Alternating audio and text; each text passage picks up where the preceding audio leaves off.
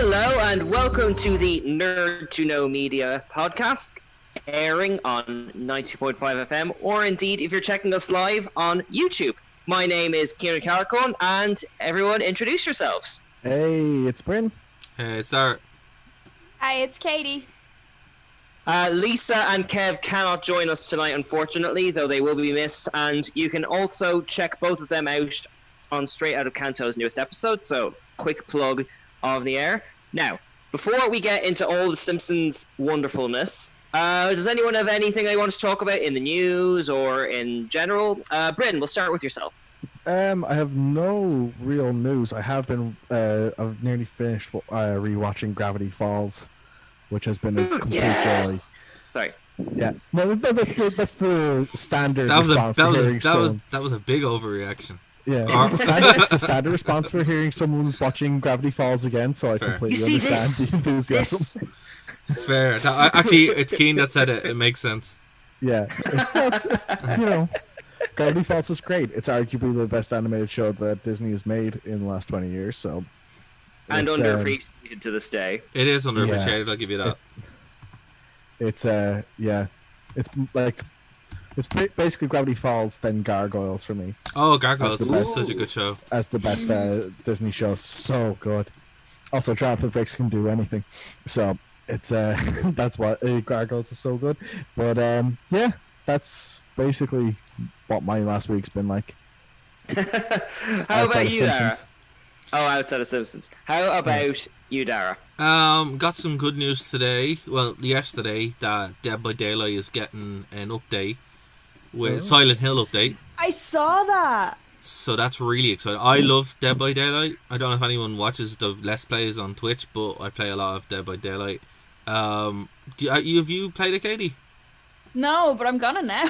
We're getting Pyramid Head. I'm buying it just for that. Well, I actually got it for free because it was one of the free games that the PS4 were giving out a little while ago. But what's great about it is, like, basically you play as different killers and you have to hunt survivors. It's an online thing, but they're kind of like weird knockoffs sometimes. So you'll have like they have like Jason and Freddy and all that kind of stuff, but they don't actually call them that. They'd call them different names, but they're still them.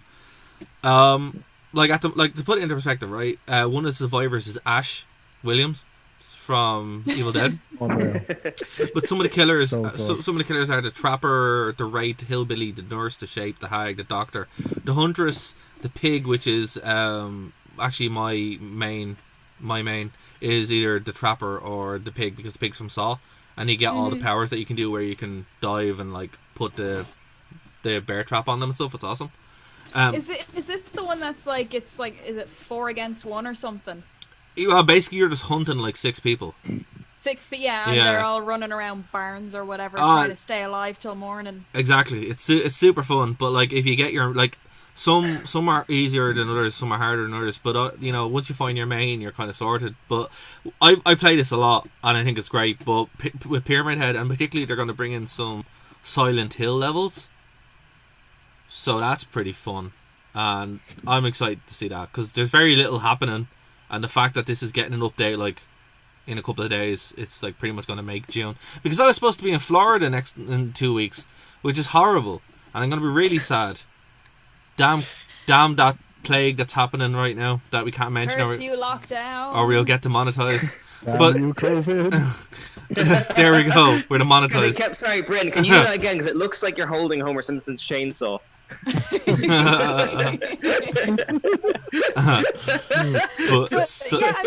I keep getting emails from like Aer Lingus and stuff being like, book your next holiday with us, and I'm like, no. It's like, when? But that's some good news that happened. So if you haven't played Dead by Daylight, Katie, you'd really like it. But it's a very hard game to get into. But once you get into it, it's like phenomenal. It's one of the main games that I play. I also got back into Deus Ex, the sequel Deus Ex, Deus Ex Mankind Divided. It has the exact same problem as the first one, where it has the worst loading area ever, and you're kind of stuck in it. And then after that, it's a lot more fun. So I'm in the fun stage of the game now. And yeah, and then we had Star Wars news, which I won't touch on too much. It's not really Star Wars news. Well, it kind of is. I want to believe that this time. I really do. Okay, well, there's good Star Wars news and bad Star Wars news. Actually, good Star Wars news, medium level Star Wars news, and bad Star Wars news. That's kind of related. So I'll start with the medium. The medium one looks like that Boba Fett's gonna be a woman in the new Mandalorian show. Apparently, it's got to do with Sabine. If anyone watched, yeah. No, Rebels. I'm a huge fan of like Rebels, but like, isn't Boba Fett like a person and So, not like a title? so this is coming from a source who's been quite accurate in the past. It looks like there's a civil war going on at the moment in Disney, and the working title of this, now this could be BS, but it also could be true given how bad Disney Star Wars has been. Basically, season 3 is going to start with a flashback of Boba Fett being fished out of the Sarlacc pit, and then his armor being picked up by Sabine, and then she ends up being Boba Fett. So that's medium level. It's interesting, and then to set up So what are we to assume that the Sarlacc did this or something, or? Apparently the Jawas are the one who take all the armor. A wizard did it, exactly. But what's interesting about it is... It's okay. But something that does lend credibility to this is, if that is the case, this would set up a animated sequel show following Sabine. So... Oh, well, I'm game for that. Yeah, so that's why I said it's medium level. The good Star Wars news is I found that there's a fan film based on the Legacy of the Force books, and it's all about Jason and Jaina Solo. That whole arc at the end of it. Interesting. It's fantastic. The 20 minutes. I'll post it on the Facebook page. Download it before it gets removed from copyright, but it will go up on our Facebook page. It's actually really good, and it's really sad as well, because if money had been put behind this, we could have got a good Star Wars movie. But well. And the bad Star Wars... Sorry, go on. You go first. You're on your roll. Go on. No, I was going to say, like, the bad Star Wars news is only, like, tangentially related, because it's not really Star Wars news. It's more like some leaked plans with the MCU. So apparently, they want your man who played Gideon in The Mandalorian to be Professor X in the reboot remake. And it's like, okay, that's going to cause a lot of trouble, but we'll see what happens. We're doing another reboot? What? They're looking. So the reports is that Disney are going to bring the X-Men in to the next phase of the MCU, right? And they're going to obviously reboot it inside it. So they're not going to have the same actors playing the X-Men, but they're talking about bringing in Gideon, your man who plays Gideon in The Mandalorian, to play Professor X. Oh, okay. I could see that working. If it means we don't have Sophie Turner as Jean Grey anymore, I'm on board. She wants to come. Leave her alone. She wants to come back as Jean Grey. That's the funny part. No. Oh, but no, because like it's not her fault though. Like she literally wrote a thing apologizing for her role in like the X-Men Apocalypse, and like she's like a young actor. She can't help like how she's directed in a cast of like 30. Like I think she's good. Okay, for the first time ever, I'm actually watching Game of Thrones, right? Ooh. And look, keep in mind, I read the books and I was in Game of Thrones, so I kind of ruined it for myself by being in it. Were you at the Red Wedding? I was, yeah. I was at the Red Wedding, and I was actually there. I was afraid, and that's when it ruined it for me, because I'm like, okay, literally 12 hours of sitting there. No, 18 hours of shooting the same scene. I kind of got it out of my system, and then I was just like, I just don't want to watch the show. And then I was brought back for season 5 a lot, but yeah, so I just never watched the series until the end. So I'm watching it again, and I'm like, yeah, Sophie Turner is not really a good actress, but she is hot, so it's fine. Well, the problem with that is she was cast as the one character that everybody hates. Because when I read the book, she was the one who I skipped all the time because she's so boring. So boring. Like, and I'm just like, but the show's actually really good. Like, I get why people are so upset with the end of it, because I had no real attachment to it other than reading the books. I'm like, yeah, but from what I've seen, they're not following the books at all anymore. But when I watched it, I'm like, actually, yeah, the first season is probably one of the best bits of television in the past 30 years. Yeah, the first season is great. And the second season's really good. I'm halfway through, and I'm like, this is fantastic. I'm like, now this makes sense. This explains why people are so upset. Yeah. That quality maintains up until they finish the books. Yeah. Yeah, in the season 4, yeah. Once they go off the books, the quality does drop down pretty quickly. I never read any of the books, but I watched up until about the end of season 5, and for me the ending of season 5 was so meh that it just didn't warrant me picking it up again. I was kind of like, all right, I'm not bothered with what happens anymore. It's funny actually, so I was called up to shoot season 5, and when I got there, your man was like, oh hey, you know who's just in here? I'm like, who? Jon Snow. And this one, Jon Snow had been killed, and I was just like, you know nothing about keeping quiet about things, like seriously. So, like they make you sign. I just ask? Yeah. If we go back to the wedding episode and we look around and we see you, like, I'm assuming you had a bow and arrow shooting all of your enemies. No. When you have this face like, oh no, this is ruining it for me, while everyone else is like dying around you. No, okay. When I say I was there for the ceremony because I was there for a day, and I wasn't in the actual stabby murder part. I was in the boring wedding part, and then I was actually a body double for Rob. So at the same time, no way. Yeah, because the other way they set up the cameras, that they need a body double because they're not going to hire an actor to do that. So I was there because we had the same body type at the time. So it was pretty interesting. But when I was brought back, I was a wildling, like a wildling white. So I had all the scars and stuff like that. So. Yeah, that was fun. Game of Thrones is a lot of crack to be in. When we do get to the Radioactive Man episode, I really want to talk about that because that becomes more true the more film stuff you do. it's the most true episode ever Of Game of Thrones. Of anything. Radioactive Man episode of Game of Thrones. No, the Radioactive Simpsons. I didn't The Simpsons. Sorry. season 4 and I've read the books, but I don't know what happens later. Yeah, Radioactive Man's main character in season 7. Exactly. Yeah. Yes. Well, to be fair, it would have been better than anything they did. Oh, it would have been so much better. Yeah. But yeah, They would have so thought Silly Sailor. You know, I mean, who doesn't want to see that? but Look at my range. Dr. Clownius is a good name to go by as well. But yeah, like so that was it. So that's what I've been doing outside of working. I've been kind of catching up on some stuff which I didn't get a chance to before. At the moment, there's a really good documentary on Sky about the McDonald's monopoly scandal. That's pretty fun. It's called McMillions. If you guys get a chance, watch it. It's like a 6-pack series. And yeah, it's been covered to death on the internet, but there's actually money behind it, and it's laid out a lot better, so check that out. Which is appropriate because they're opening all of the McDonald's drive-thrus next week. I know, I thought it was tomorrow, and I'm like, well, that was fast, and then I realised I'm a bit ahead of everybody else, so it's just like, right, what day is it anymore? I don't even know. I thought we were like halfway through June, like. What year is it? That's what it feels like. Look at the beard that me and Keane have. A shared beard. Collectively. This is the longest beard I've had in years. It's ridiculous. I can't quite see with the light. Could you Hold give on. a ruler or something? Or Hold on. I'll pull up the screen so you can see. Shine There we go. spotlight. oh wow! There we go. That's immense. It's now connecting with my hair. Yeah. It's just like one. You're Mass. match fit to play a wildling again. I'm telling you, that's it. So you know, it's a shame. It's a shame all the spin-offs were cancelled.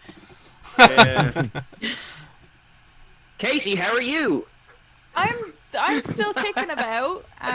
Nothing really to report for me because we've just been renovating, and in between working on the show and renovating, I've been squeezing in a couple of episodes of The Simpsons, and that's pretty much all of my. Well, I suppose I've been doing some logos, but that's pretty much all of my news right now. So I'm incredibly dull at the moment. Incredibly dull. Haven't you like picked up an entire new skill? Yeah, well, I suppose. Like I've been I've been teaching myself graphic art, just because I don't know. I don't really feel like painting and doing balloons and all that kind of stuff, but I still want to be creative. And then I had a bunch of commissions come in, and I was like, you know what? This is the perfect time while people are waiting for logos to teach myself an entirely new skill. Well, there's one thing that, and we won't give too much away, Katie, but you've actually been hard at work designing a logo for, like, a mascot for the channel. Oh yes. So that's going to be fun. Bryn only found this out 10 minutes ago. Did ya? because he's not on Facebook. Yeah. So just, but seriously, like, leave comments why Bryn should be on Facebook below, and subscribe and hit the bell. Join us, Bryn. It's bliss. But yeah, I guarantee you, I will not read any of them. I heartily endorse this event or bullying. cyberbullying's okay once it's for Bryn. On Facebook. On Facebook. Other than that, it's not. Don't cyberbully. Well, if you bully him on Facebook, he won't get the benefit. That's fair. That's fair. Unless we like screenshot it and send it to him. I know. But no. Are you okay? Yes, I'm fine. I should warn the two of you. He is wielding. He is. He's wielding an axe and a hockey mask. A chainsaw. He's gonna cut us all some delicious brownies. To be fair, how good did those brownies look on the show? Oh, They were like the nicest brownies. Consider Homer made them like. Yeah, and I think this is the first and only time he's actually been shown having some kind of cookery skill, where he can actually like do that, because I don't think he's ever been able to cook since or before that. There's the infamous Thanksgiving dinner where he got bits of turkey everywhere. But there's also and there was McGaggy's birthday, and there's the cereal, the waffle, the caramel waffle. The caramel waffle, I forgot about that. Yeah, but I was more thinking of the cereal when it went on fire. Oh yeah. It's just like. Do you think he used the chainsaw to make the brownies? No. No. He had a knife in the shot when he was cutting them up. So True. Okay. Like he had just procured the chainsaw hockey mask, which is why he's so excited to show Bart. Yeah. But yeah, so it is time to kind of jump to our main topic of the evening, guys. If you're in the chat, do let us know what you think. It will pop up on the screen. You'll be able to read it. Don't forget to subscribe and hit the bell. Smash that like button.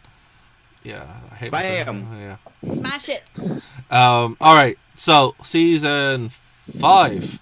Yeah. Yes. So I watched this like a week and a half ago, like pretty much after Katie broke the rules and went on. I'm like, I'm gonna break the rules too. I just watched I've been breaking the rules since it's episode 1. If that's the case. So I'm like, oh yeah, this is actually good. But the downside of that is when I go back to watch it, I'm like, oh crap, it's not like fresh in my head. It's just like, but it was worth it because this is really good. Can I just say? This season's one of the best. Yeah, it is. Like this. Yeah, this is my favorite so far. Oh, favorite season. Yeah, easily. Yeah, mine too. It has like my least favorite episode of the whole run in it, but it's still great. Oh. Well, was no, wondering it depends on which episode now. Okay, let's just guess which one I don't like. I'm scrolling through them now. Last Temptation of Homer, maybe? Oh, Secrets of a Successful Marriage? Oh, no. Oh, It better not be the B-sharps. no, it's Lady Bouvier's lover. I don't like that one. Yeah. Oh, come on, that one's cute.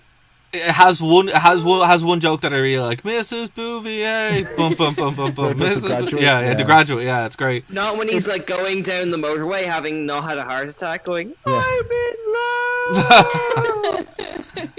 It was the lowest rated episode out of the season. Yeah. Really? Yeah. Yeah. Yeah. Yeah, 7.6, and pretty much everything else is above 8. Yeah.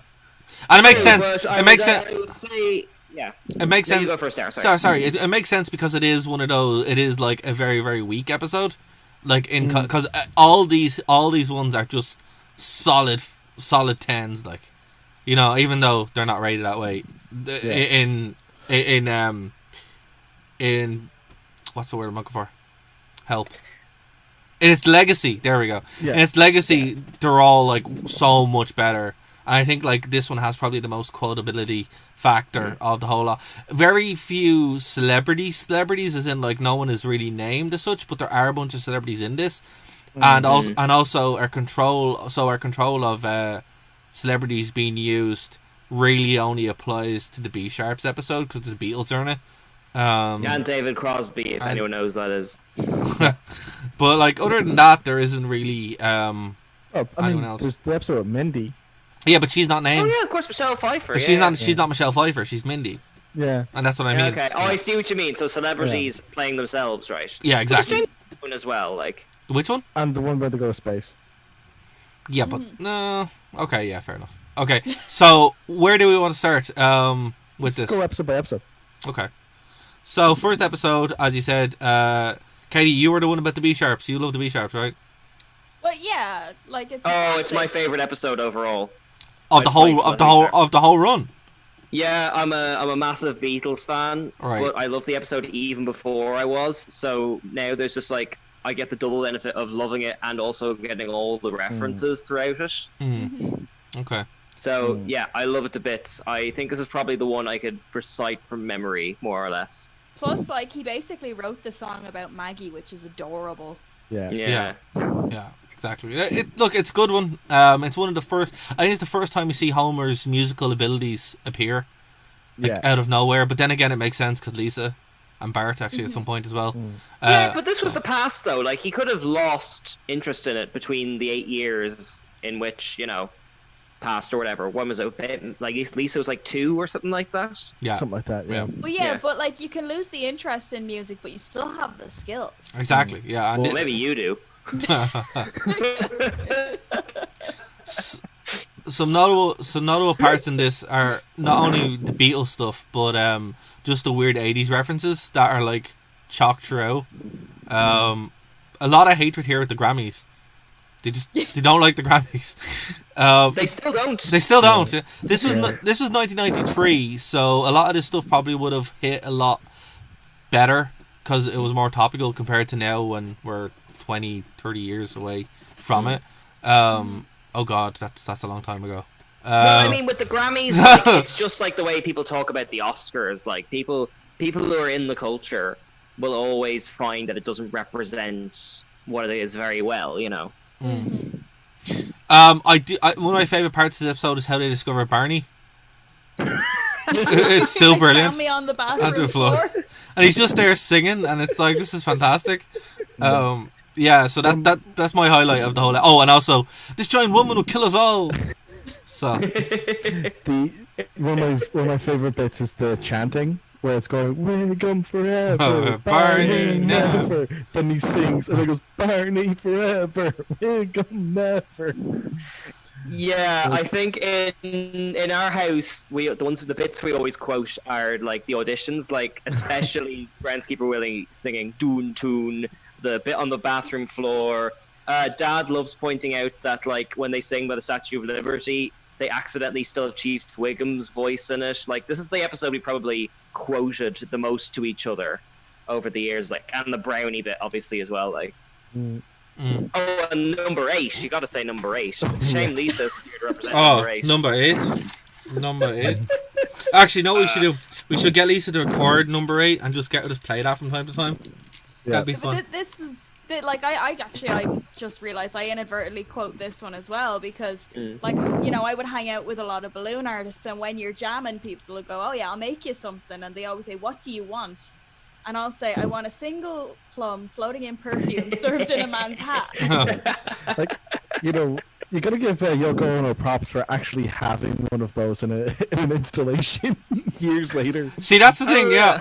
It's like this is a case of Simpsons predicting it, or else Simpsons has been so on point that it's so accurate, and it's like, it makes sense.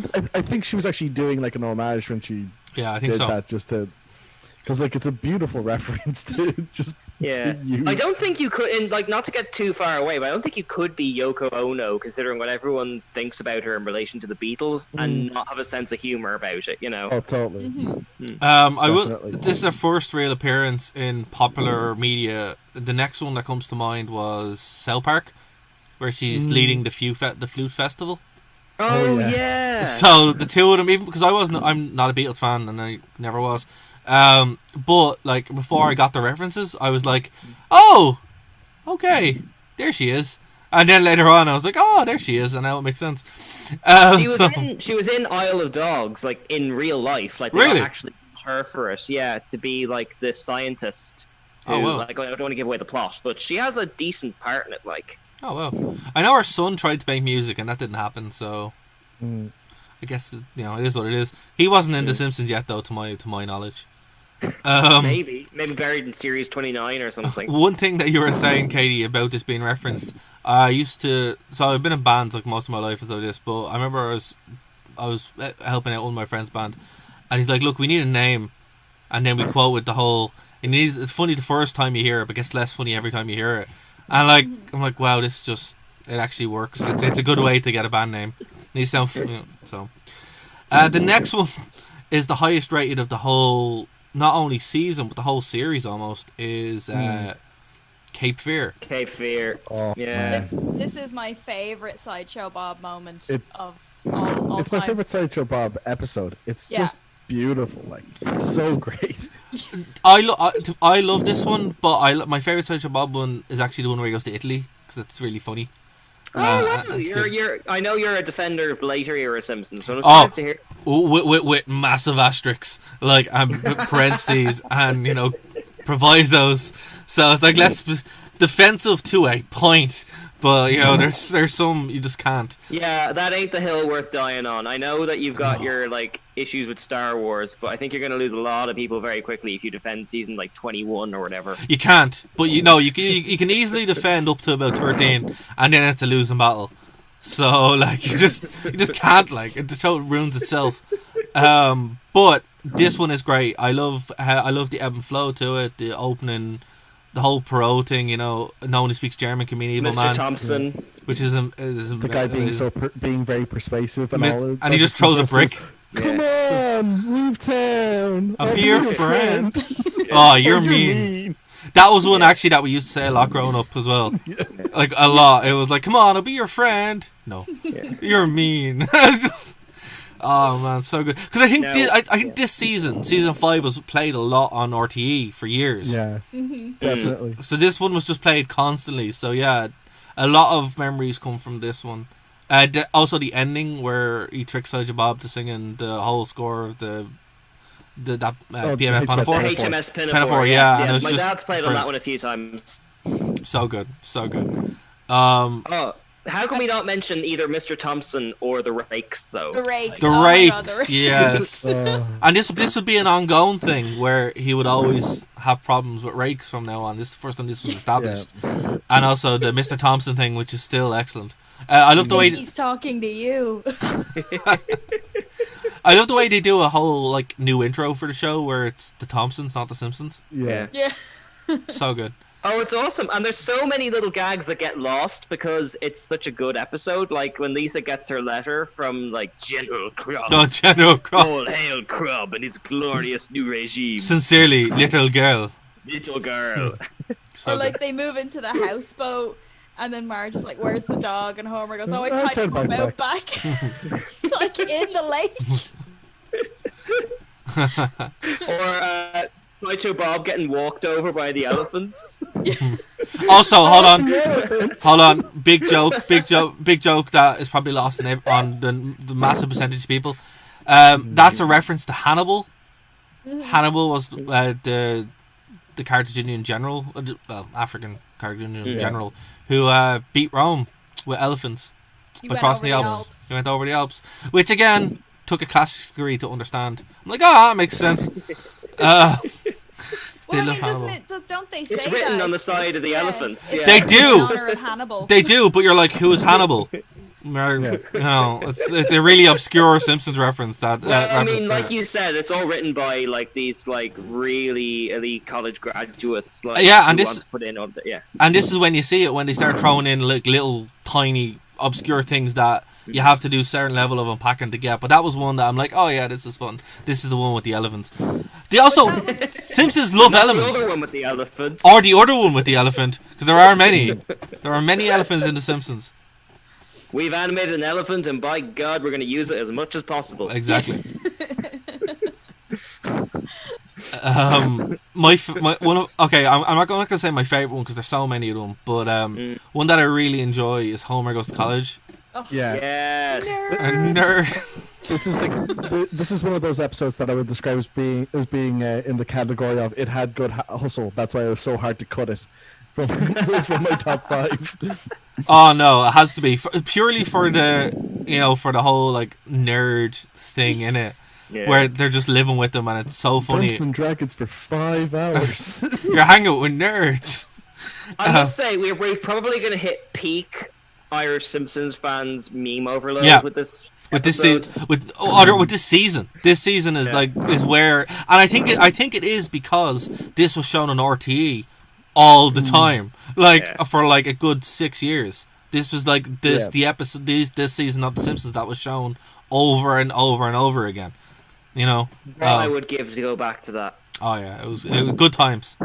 You had Yu-Gi-Oh and The Simpsons at best. It was perfect. This is great. I mean, that's the why I didn't get my leaving cert studied for right there. See, you didn't believe in the heart of the cards, King. That's why. That's why. It's your own fault. Yeah. Seriously, how cool were we? We were what we'd go home from school to watch Yu-Gi-Oh and then go to supervised study. So cool, guys. Yeah. So cool.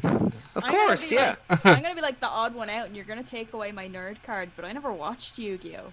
Oh, you should. You're better off for it. Like, no, we're gonna call time on the stream there. Thank you so much for joining us. No, I mean, I really tried. Like, I tried to get into Yu-Gi-Oh because everybody else was into it, and I couldn't. Just watch the abridged series. Yeah, just what? Yeah, I've seen the abridged series. Yeah. Then you'll never be able to watch the show. It's just numbers, though. Bigger number kills smaller number. Basically, yeah. No, it wasn't even because the rules are nothing like it when you're actually playing the game. Like what they do in the show makes no sense. Like it's just nonsense. And the show is filled with so many illegal moves. Yeah, it's not even funny. Yeah, like you just can't. They sell them with confidence. All I know is Blue Eyes White Dragon and Dark Magician. Yeah. I have to say one of the best moments of my life recently was when I met your man who voices Kaiba, and I got him to sign a Blue Eyes White. Yeah, I got him to sign a Blue Eyes White Dragon, and I was just like, this is amazing. So there you go. That was a highlight. To say screw the rules. I have money. I did. It was great. Actually, I have the guy who did. I'll pop it in the radio show. I have a clip from Little Karibo giving me a shout out, and he does Brooklyn Rage. Yeah, I'll pop it in the clip so the people can listen. Yeah, why haven't you put that on the start of every single Nerd to Know episode? I keep forgetting to do it, but now I will. Now I will go in the thing. Yeah, so there we go, guys. I'll put that in the game corner like every 5 minutes if you send it to me. Okay, fine. Deal. It will be done. Right, so I would say Homer Goes to College. Actually, these three alone, these how good they are. These three alone, I would hand those to people who've never seen The Simpsons and go, watch this. Here you go. Oh, yeah, totally. Yeah. And like you'll have a fan straight away. Like. Yeah. It's I love how Homer somehow melts a nuclear tank van without any nuclear things in it, and then he goes like, all right, you can have a lovely washer and dryer next to Smithers here, or you can trade it off what's in this box. The box. Of course. Be my bottom, my bottom big. Or you've got the iconic moment of the guy dropping his notes and Homer laughing for like 45 seconds straight. He dropped his notes, what a jerk. Amazing. Again, this does a pretty good job of summing up the college experience more than like any other like movie did, because it's like it is very similar to it. It was great. But it does more than that. Homer thinks college, because I'm assuming he never went, is like National Lampoon. So he keeps projecting that onto a normal college, and he thinks like the cool dean who's like a bass guitar player is like a crusty old stuff. Yeah, ironically enough, coincidentally, like the dean you get in Futurama, like, you know. So there's that extra layer if you've seen all those like films, like. It's just like the crusty old dean, and he's just like a super hip dude. Yeah, so funny. Bass player for the Pretenders. Sorry about that, hitting you with my car prank. I just love the way the carpet and throw him off a bridge. Homer's pranks are just attempted murder. Like that's just what it is. Oh, and we missed seeing Itchy get killed for once. Yes, we missed it. They'll never let us show that again. Thanks to the rock tumbler. What is a rock tumbler? I don't know. I think it's a 90s nerd thing. I was actually just about to ask the same thing, but I was like, they already took my nerd card for not watching Yu-Gi-Oh! Like, I can't do this anymore. I wish I hadn't said that. I would have said the rock tumbler is like a thing from Yu-Gi-Oh! I'm sure there's a card that's called Rock Tumbler.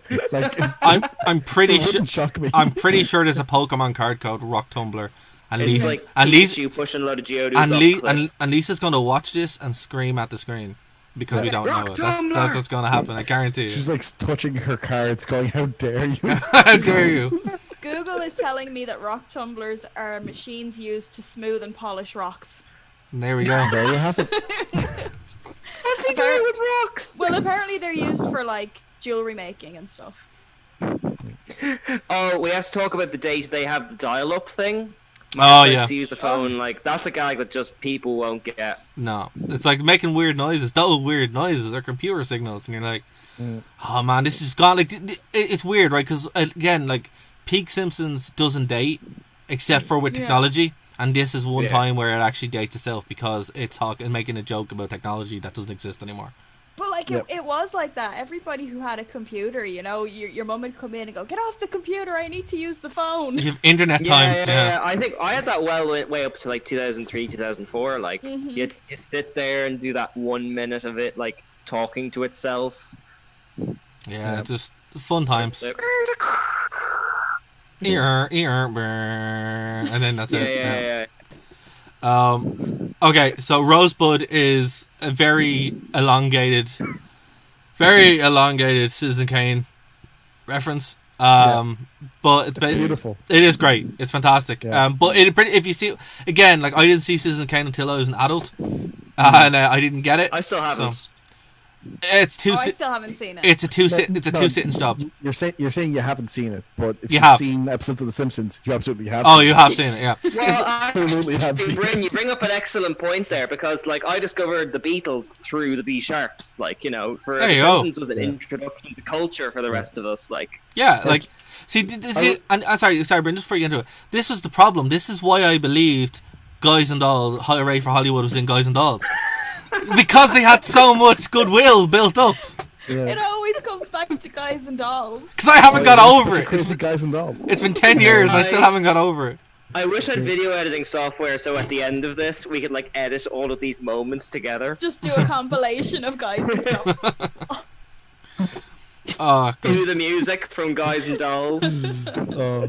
But like I was going to say, it's like especially with Citizen Kane. I remember when I first watched it, I was just like, I've never seen this from The Simpsons, and I said that roughly every 5 minutes for 2 hours. Yeah. So, yeah, like at least for that experience of going, geez, I really did watch this whole film just with Simpsons references. So, but like my whole experience of Citizen Kane is, you know, that episode of Family Guy where like it starts, you know, Citizen Kane, and then it just cuts to Peter going, "It was his sled. It was his sled. There, I saved you 2 sexless hours." Yeah, those 2 boobless hours. Yeah. So, and also, there's no Kane in Citizen Kane. No Kane. Kane. Wait a minute, there was no Kane in Citizen Kane. I actually watched that episode there the other day because it was on. I was like, I'll watch a random episode. But we will get to that. So look, Monster Mutt 93 has popped in on the chat saying, I remember my sister yelling at my mom to get out the phone because she wanted to use the internet and or check her emails. And another one was, speaking of The Simpsons being an intro to culture for years, I thought A Streetcar Named Desire was a musical. So did I. So it's not. It is now. It's an opera. It's an opera by Andre Previn. But that came after The Simpsons. Once it has New Orleans in it. Yeah. Sorry, well, it would, yeah. Right, so Treehouse of Horror, this is the first, like, really good. Really, really good. Oh, are we skipping over Rosebud, though? Because there's a big sequence where the teddy bear, like, goes through the Arctic and ends up in World War II. Oh, yeah. And it's This is all your fault. It's with Hitler, and it's hilarious. It's pretty good. And then, I think, I even just run down the super... Hold on, 1 second. 3 moments. Like, but 1 second. I just realised something. That teddy bear has the same arc as Captain America. This is all your fault. You never give up, do you? Beats Hitler and then ends up in the Arctic. Yeah. Ooh, a head bag. Those are full of heady goodness. Heady goodness. Please, you've got to find a better way to retrieve ice. I lost 4 men on this expedition. If you can think of a better way to get ice, I'll happily hear it. I know that we've still got like 18 episodes to go, but like, I mean, so many meme moments like Smithers and Mr. Burns' sitcom and stuff. Oh, yeah. Yes. This is the problem. We're gonna get to like series 12, and there's gonna be nothing to talk about. No, that's what. So hold on. In this series, hold on. Listen, Kane. No, do not badmouth season 12. All right, you can badmouth season 14 all you want. Just leave season 12 alone. All right, season 22. There we go. Yeah, that's fine. That's fair. That's a fair target. I should clarify, I do not know which episodes come from which series. This has been an interesting experience doing these series, like, you know. Thank God for the lockdown. Yeah. Where nothing happens. Okay, now Treehouse of Horror. Yeah. Right, so this is the best Treehouse of Horror, I think, in the entire run. It is, because it has obviously Homer with Donut going to hell, which is a brilliant little montage. The Gremlin on the side, which is a Twilight Zone reference. Yeah. Which I didn't know for years until I actually watched the Twilight Zone. and then there's obviously a Dracula reference from the movie that came out in the 90s with Keanu Reeves. So who wants to jump in here, guys? Like, go for it. Oh, yeah, I'm just gonna start with the devil one. I just love the fact that like Homer and everything's like when he realizes that like he can't, he doesn't have to finish the donut, but he doesn't think enough to go, I'll just throw it in the bin and not have to worry about it. I love the sign that says "Daddy's soul donut. Do not eat. Do not eat." It's like, why is it in the fridge? Lock it up in the safe or something. Don't just Yeah. Also, Monster Mutt says the bus gremlin is iconic. Yes, it is. Yeah, absolutely. Yeah, I really like the pick of Ned Flanders as the devil because like Homer and him really come out of a relationship early on. It just sort of becomes a bit more generic as it goes on, but I think it's really cool to have him, and there's some genuinely good animation when he like turns into the devil in like in his like nuclear power plant office and all that kind of stuff. There's some really or like when he casts the donut onto his head and he turns into a skeleton. There's some really cool stuff in this one. Like, oh yeah, they really went wild with their but that was always a cool thing that they managed to do with these. They always kind of pushed their boundaries of stuff they normally wouldn't get to do. So you like donuts, do you? We'll have all the donuts you want. It's just like nom. And he's just so happy, like his little feet are like dangling. It's so funny. It's amazing. Months and Mud timed in there. There's something kind of touching to the ending of that one as well. That turns out that the devil never owned Homer's soul. Marge did. Totally it's very good. Well, because this is the thing. Like, the only way you could ever get out of a pact with the devil would be to outsmart him. Like in all of the stories, it's always that he was tricked somehow. Yeah, exactly. Yeah. Like, particularly in Ireland, anyway, where most of those stories come from, it's always someone was tricking them. Like, So yeah, look, like this is so good. This could be a whole episode by itself. Like, just how good this episode is. But go for it. Possibly first appearance of Ooter on the bus as well. I think so. I think it is. I think he's been there before, but I don't think they've given him as much time. Maybe, but this is the first they referred to him as the foreign exchange student before he gets his name, so it had the feeling of an introduction of sorts. Also, the stereotypical German chocolate's pretty funny too, or the things that he's eating, which looks gross even still. You're like, oh god, when Bart licks it and he's like, oh, we're friends now. It's like, oh my god, that's it. That looks horrible. Some good old cruelty against Hans Moman, always good for a laugh. Oh yeah, definitely. The crippling pain that he's in every day. What I will say is, though, at the end of this, where they do the vampire stuff, and there's references to the Lost Boys, references to Salem's Lot. Actually, there's lots of references to Salem's Lot in this as well. Even references to Gary Oldman's Dracula. No, but see, it mainly is that, but they sprinkle it in with like other vampire ones. Particularly Bart when he's up at the window and he's talking about you get a free small soda at the movies. Like, that's at Salem's Lot, and I didn't realise until I watched Salem's Lot, you know, that's what they're referencing. But I think the ending of this is the weakest. It lets it down completely. The Snoopy ending. Really. Yeah. I like it for its randomness. I prefer it to when they're singing the song in the one of the next season when they're Inside Out. I love that too. Yeah, that's great. Oh, okay. But yeah, I mean, I think there's always a problem with ending these like Halloween specials. Like, I think it's because they go so big, and you've only got like 5 minutes to tell the story anyway. That it kind of eventually it'll hit off against a wall. I don't think it's an issue for either of the other two stories in this, though. The Donut and the Devil one and the Gremlins one. Those are pretty creepy. And it's creepy seeing Flanders' head at the end of that. Like, yeah. Oh, definitely, yeah. I think they do push the boundaries of how scary they can get every time. Like, yeah. But, like, still in a way that serves the story, you know?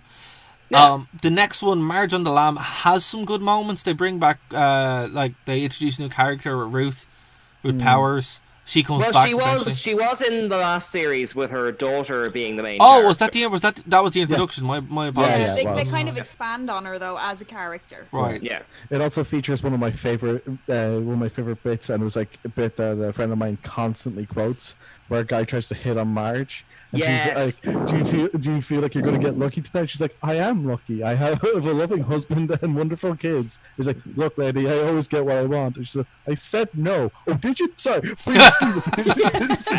Ouch, yeah. Because that literally never happens in real life. It's also kind of parodying that's kind of story beat in Thelma and Louise, isn't it? Like, Yeah. I think my favorite moment in that episode is, you know, where she's like, I can lose the cops, and they're like, no, you can't. She turns off the lights, and he just goes, oh my god, it's a ghost car. Yeah. Hold me. But not Homer is getting his arm stuck in the vending machines. He's just holding on to it the entire time. Yeah. To this, Your point being.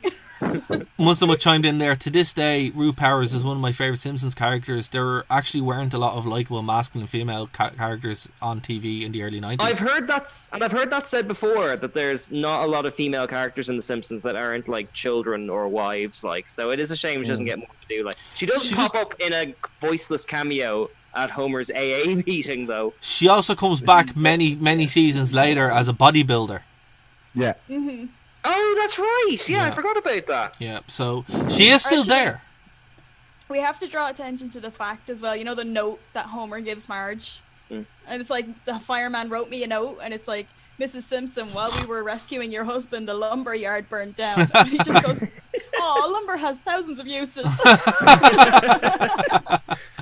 And actually, like, because, like, not to kind of get too into the weeds of it, but, like, I love Kent Brockman's, like, talk about a women uprising in Revelations when, like, they're essentially kind of very petty crime is being reported on the news, like, it's in Revelations, people.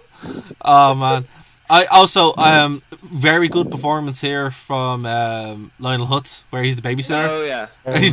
He's burning all his papers. Miguel Sanchez. So good, so good. Oh, look at him. He's in a high-rise building. Oh, look, he's even wearing a belt. That's television for you. I just love cans, my precious antique cans. I just love how Lionel Hutz now is just full on, just like, you know, a total shyster. Like, he just, you know, there's no pretense anymore. He just is, you know, going There's through trash. definitely a descent. Like, Lisa pointed out, like, how over the series, like, I think in the last episode, over the series, Krusty becomes increasingly desperate for, like, appearances and things. And I think the same as of Lionel Hutz. His standards just lower and lower. They weren't in a high place to begin with by any means. No, they were not. But, He was chasing ambulances in his first episode. Literally, and it just descended from there. But Bart's Inner Child, guys, I love this episode. It's only rated 7.7, which is one of the lowest. I think that's because it was one of the ones that was played less, but it is excellent. And it's really got good. a lot to say. It's a very heady episode if you kind of look for it. It's really good. Also, one thing I forgot as well, sorry, I talked about earlier on, once someone reminded me, James Brown played himself in this, and he was a guest voice, so, yeah, he is in this episode. It definitely, it's a really good episode in its own right. I think it is, in the scheme of the run, one of the weaker episodes, but that's just because something has to be weak when everything's so strong. like, it has Be Like the Boy. Yeah, you're right. It's We Like Roy. We Like Roy. Roy. Yeah, like that alone. Yeah. It's so good. Yeah. And also the reference of how the Do As We Say festival was brought in by German settlers in the 40s. It's just... It's so good. It's so good. Yeah, and if anything, I would say the sort of like self-help fix your life with these 10 tip things is much more prevalent now than it was in the 90s. Like, I think it's aged wonderfully in that way. These and they have a little speech about it at the end. The sort of quick fix culture, like. I'm trying to. Oh, and the Rainbow of Unhappiness has definitely got to get a shout out. Also, eat my shorts, young man.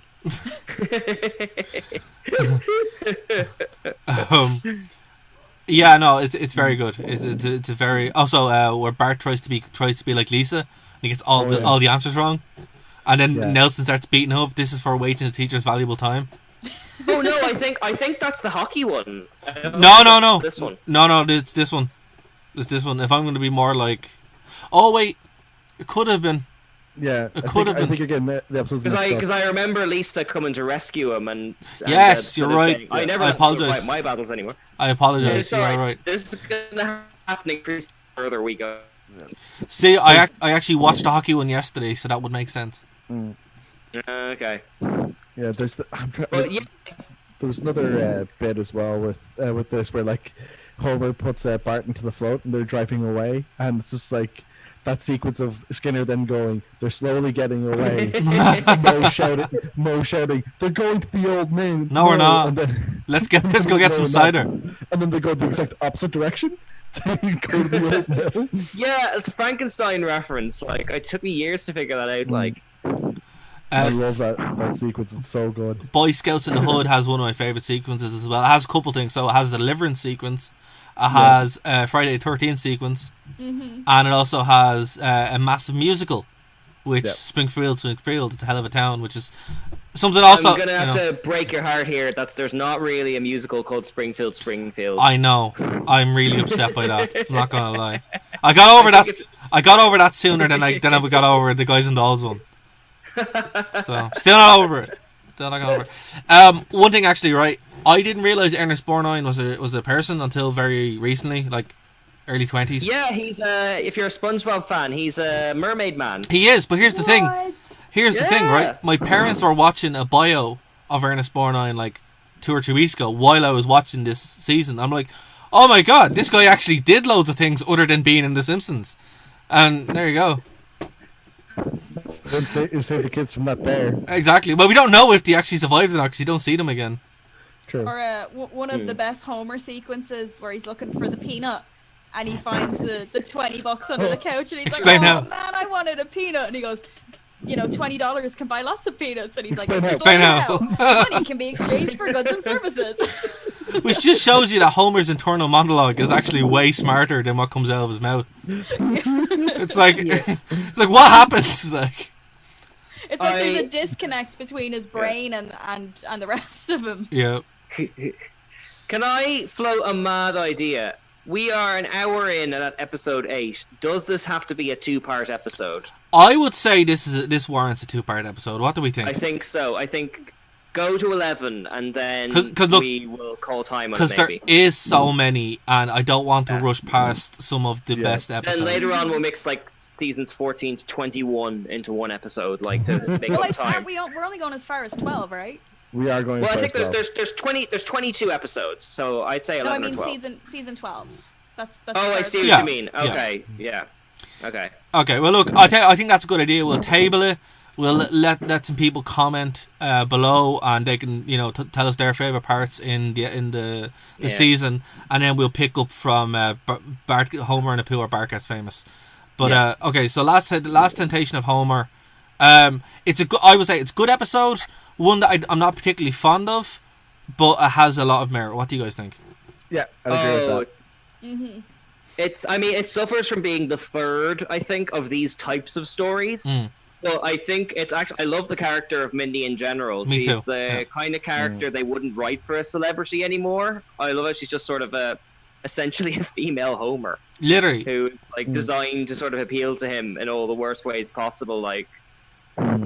This hallucination is amazing. The cutaway, we're all happy Jeeves. Yeah, it's brilliant. I love the fact that because there's been episodes where Homer was tempted by people before, or that someone was into him. But I love the fact that in this one they're both into each other, but they both actually communicate that okay, this isn't this is how we're feeling, but that's not okay. Yeah.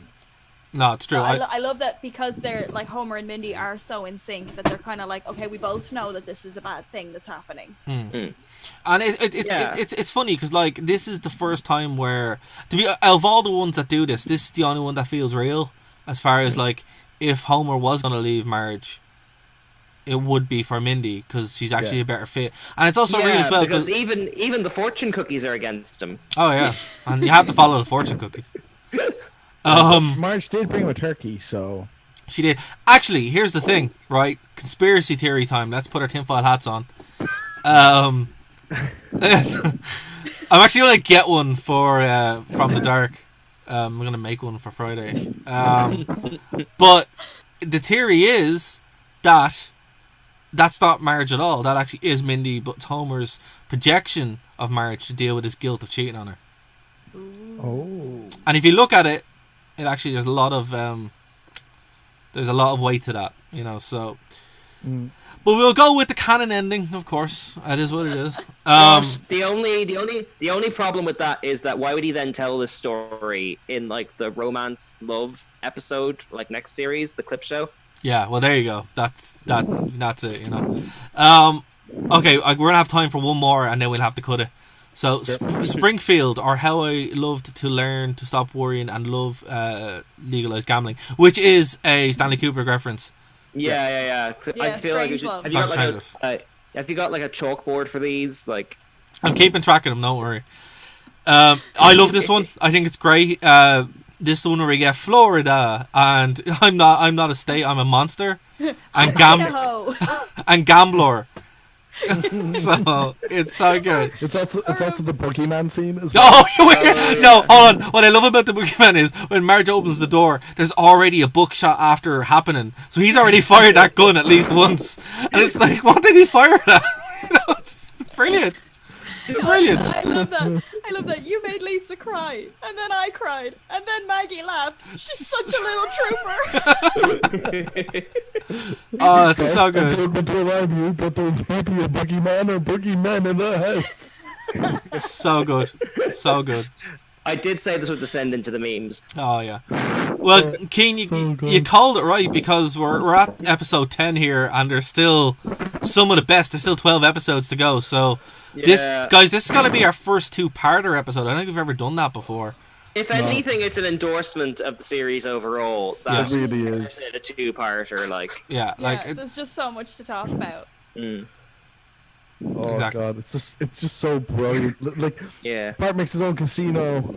It's so good. What are you gonna do? Make your own casino with your own little friend in your treehouse with your little friends? Well, he sure showed me. It's funny. Last time we talked about the representation of the Irish, and no one's beaten up the fact that Burns cripples an Irish guy in his bumper car in this episode. Well, and laughs about it for like 3 minutes. What was I laughing about? The Irish boy crippled. Oh man. But you know, what I say is, if anyone hasn't seen season 6 of The Simpsons, do. 5. Oh, sorry, season 5 of The Simpsons, do. See season 6 as well. If you haven't seen season 5, do. It's one of the strongest ones, as we've talked about. It's so strong, the fact that we have to split it into 2 episodes. So we'll pick it up next week, guys. Before we get out of here, is there anything you want to plug, Bryn? I do not have anything to plug really at this time. So I'll hand it on to the next person, which I believe will be Cian. Oh, thank you. I suppose new episode of Game Corner coming out Friday at 1 o'clock, or if you're listening to this on Phoenix FM, yesterday. But in either case, it's available now. Okay. Katie? Yeah, we have another episode of Doing It for the Exposure coming out this week. If you're listening now, it's coming out tomorrow at 1 o'clock. If you're listening on Phoenix FM, it's out 2 days ago. In the past. In the past. It's already out. Go find it. Exactly. Guys, an episode, if you're listening to this now, an episode of From the Dark, our second episode, is on Friday night at 7:30. Check it out live. We're going to be talking about time travel. That's going to be fun. Whoa. Bring your time travel device or tinfoil hat. Either one is acceptable. And also go over to nerdtoknowmedia.com. Going to work on some updates to that soon. And Nerd to Know Media on YouTube. Please subscribe and click the bell. That helps us a lot. But from everyone, guys, we'll see you next week for more Simpsons here on Nerd to Know Basis, Nerd to Know Media. Bye, guys. Bye. Bye.